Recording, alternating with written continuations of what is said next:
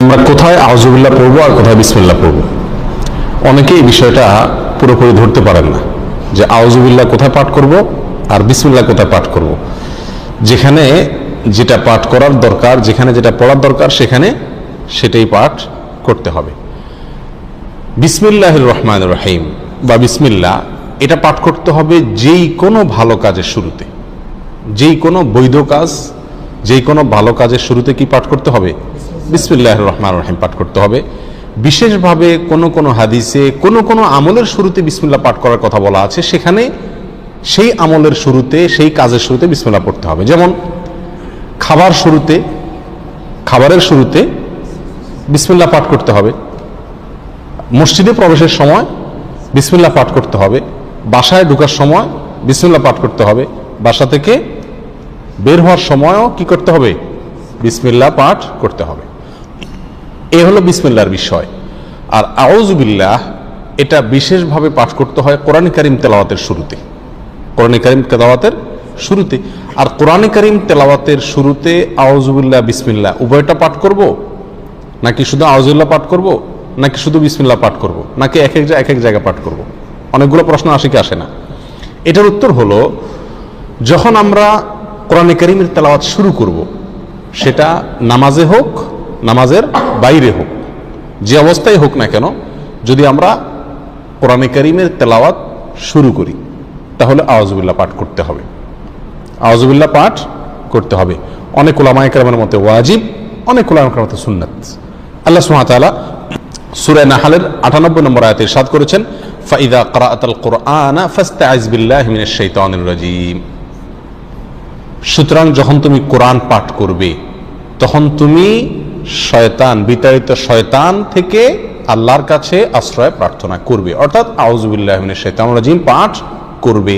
এটা হলো যখন কোরআন তেলাওয়াত করবে।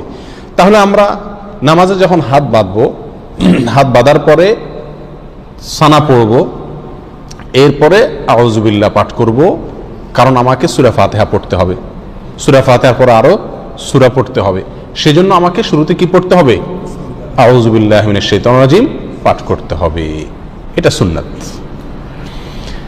এটা হলো যে কোনো কোরআন তেলাওয়াতের শুরুতে। আপনি যে কোনো মজলিসে একটু কোরআন তেলাওয়াত করতেছেন, আপনি একটা কোরআন আয়াত কোনো এক জায়গায় তেলাওয়াত করতেছেন, এমনি কোরআন খুলে তেলাওয়াত করতেছেন, যখনই আপনি কোরআন তেলাওয়াত করবেন, সেটা নামাজে হোক, নামাজের বাইরে হোক, আপনাকে কি পড়তে হবে? আউযুবিল্লাহি মিনাশ শাইতানির রাজীম এটা পড়তে হবে। আমাদের দেশে বেশিরভাগ মানুষ আমরা কোরআন তেলাওয়াতের শুরুতে বিসমিল্লাহটা খুব গুরুত্ব দিয়ে পড়ি, মাশাআল্লাহ। বিসমিল্লাহ পড়ে কি করি? তেলাওয়াত শুরু করি। আউযুবিল্লাহ বেশিরভাগ মানুষ তেলাওয়াতের শুরুতে আমরা পাঠ করি না, অথচ তেলাওয়াতের শুরুতে বিসমিল্লাহর চাইতে আউযুবিল্লাহর গুরুত্ব বেশি। আউযুবিল্লাহ পাঠ করতে হবে। তেলাওয়াতের শুরুতে কি পাঠ করতে হবে? আউযুবিল্লাহি মিনাশ শাইতানির রাজীম পাঠ করতে হবে। সেটা আপনি সূরার শুরুতে পড়ুন, সূরার মাঝখান থেকে পড়ুন, এক আয়াত পড়ুন, আধা আয়াত পড়ুন, কোরআনের যে অংশই পড়ুন না কেন, যখন শুরু করবেন কি দিয়ে শুরু করতে হবে? আউযুবিল্লাহি মিনাশ শাইতানির রাজীম, এটা দিয়ে কোরআন তেলাওয়াত শুরু হবে। বিসমিল্লাহির রহমানির রহিম এটাও কোরআন তেলাওয়াতের সময় পড়তে হবে, কিন্তু কখন সেটা? বিসমিল্লাহির রহমানির রহিম কোরআন তেলাওয়াতের সময় পাঠ করবেন সূরার শুরুতে। কিসের শুরুতে? সূরার শুরুতে। সূরা তাওবা যেটা 10 নম্বর পারায় আছে, এই সূরার শুরুতে শুধু বিসমিল্লাহ নাই, সেখানে আউযুবিল্লাহ দিয়ে শুরু করবেন যদি ওখান থেকে তেলাওয়াত শুরু করেন। আর যদি আগে থেকে তেলাওয়াত শুরু করেন, সূরা মাঝখানে পড়ে, তাহলে কিছুই পড়তে হবে না, ঢালাওভাবে পড়ে চলে যাবেন। আর অন্য যে কোনো সূরার শুরুতে, কথার কথা আপনি নামাজের ভিতরে সূরা ফাতিহা শুরু করতেছেন, তাহলে সূরা শুরু, তাহলে এখানে আউযুবিল্লাহ পড়বেন, পরে আবার কি পড়বেন? বিসমিল্লাহ পাঠ করবেন। আপনি সূরা ইয়াসিন তেলাওয়াত করতেছেন, তাহলে ইয়াসিন ওয়াল কোরআনুল হাকিম পড়ার আগে আপনি কি পড়বেন? বিসমিল্লাহ পাঠ করবেন। আর সেই পাঠটা যদি আপনার একেবারে শুরু হয়, অর্থাৎ কোরআন খুলে ওটা শুরু করেন, তাহলে দুইটা পাঠ করবেন, কারণ শুরুতে সেই হিসাবে আউযুবিল্লাহ, আবার সূরা শুরু সেই হিসাবে বিসমিল্লাহ। কথাটা কি বুঝাতে পারছি? আর যদি আপনি মাঝখান থেকে এক জায়গা থেকে খুলে পড়তেছেন, সূরার মাঝখান থেকে, তাহলে আপনার কি পড়তে হবে? আউযুবিল্লাহি মিনাশ শাইতানির রাজীম। বিসমিল্লাহ পড়া জরুরি না, যদি পড়েন পড়তে পারেন। কথা বুঝে আসছে? এই হলো আউযুবিল্লাহ এবং বিসমিল্লাহ কোথা আমরা পাঠ করব, তার একটি মোটামুটি বিস্তারিত বিবরণ। দোয়া দুরূদ পাঠ করার সময় আমরা কি বিসমিল্লাহ পড়বো কিনা? অনেক দোয়া আমরা পড়তে হয় নাকি?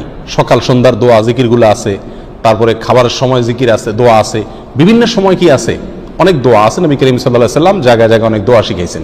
তো এই সমস্ত দোয়াগুলোতে বিশেষ করে সকাল সন্ধ্যার দোয়াতে বা আল্লাহর কাছে এমনি দোয়া করছি যখন, তখন কি আমরা বিসমিল্লাহ আউযুবিল্লাহ পড়তে হবে কিনা? উত্তর হলো না।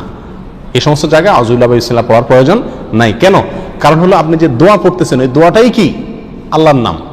ওই দোয়া পড়া মানেই হলো আল্লাহর নামে জিকির করা, অতএব সেখানে আবার আল্লাহর নাম নিয়ে আলাদা জিকির করার প্রয়োজন নাই। আর তাছাড়া সে সমস্ত জায়গায় এই বিসমিল্লাহ পাঠ করার কোনো নির্দেশ কোরআন এবং সুন্নাহয় বর্ণিত হয় নাই।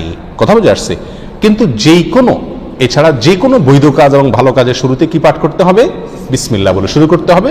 হাদিসে আসছে নবী সাল্লাল্লাহু আলাইহি ওয়াসাল্লাম ইরশাদ করেছেন, কুল্লু আমরিন যী বালিন লাম ইউবদা বিবিসমিল্লাহি ফাহুয়া আবতার ওয়া ফি রিওয়ায়াতিন ফাহুয়া আকতা।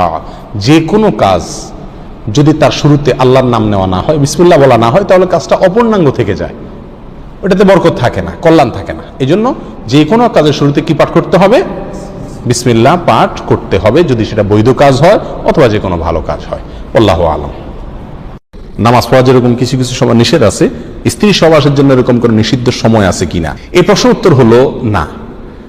দুটি সময় নির্দিষ্ট করে বলা যায় যে এই সময়গুলোতে সহবাস করা জায়েজ নেই, হারাম। তার একটা হলো মাসিক যখন হয় তখন, এবং সন্তান হওয়ার পরে যে রক্ত যতদিন থাকে ততদিন, নেফাস হয় যতদিন, সেটা সে সময়। আরেকটা হলো যে ফরজ রোজা যদি রাখা হয় রমজান মাসে, তাহলে ওই রোজা অবস্থাতে। এই দুই সময় ছাড়া পুরুষের জন্য স্ত্রী সহবাস বা স্ত্রীর জন্য স্বামী সহবাস কোনো অবস্থাতে আর নিষেধ না। অনেকেই বলেন যে অমুক সময় সহবাস করা মাকরুহ, অমুক সময় সহবাস করা হারাম, অমুক সময় সহবাস করা ঠিক না। এগুলো সব মন গড়া কথাবার্তা, ভিত্তিহীন কথাবার্তা। এর সাথে ইসলামী শরিয়ার কোনো সম্পর্ক নাই। অনেক চটি বইটই বাজারে পাওয়া যায়, অনেক সময় সমস্ত বই পুস্তকে লেখা থাকে যে এই সময় সহবাস করলে এই বাচ্চা এরকম হয়, এই সমস্যা হয়, ওই অসুবিধা হয়, এই সময় সহবাস করা ঠিক না। এগুলো সবগুলা ভুয়া এবং ভিত্তিহীন কথাবার্তা। চিকিৎসা বিজ্ঞানীদের যদি কোনো পরামর্শ থাকে ভরা পেটে করা ঠিক না বা অমুক তমুক, এরকম যদি কোনো থিওরিক্যাল কথা কোনো ডাক্তার, কোনো বিশ্বস্ত কোনো মানুষ বলে থাকেন, তাহলে সেক্ষেত্রে সেটাকে আপনি আমলে নিতে পারেন। কিন্তু ইসলামী শরিয়ার পক্ষ থেকে আপনার জন্য কোনো সময়ে সহবাস করা নিষেধ নয়, মাকরুহ নয়। আবার কোনো সময় সহবাস করলে বেশি উত্তম হবে, ভালো হবে, সন্তান ভালো আসবে বা ভালো কোনো ফল আসবে, এরকম কোনো জিনিসও ইসলামী শরিয়াতে নাই। এটা সম্পূর্ণ যার যার অভিরুচির উপর নির্ভরশীল, যার যার অভিরুচি অনুযায়ী যে কোনো সময় সহবাস করতে পারে।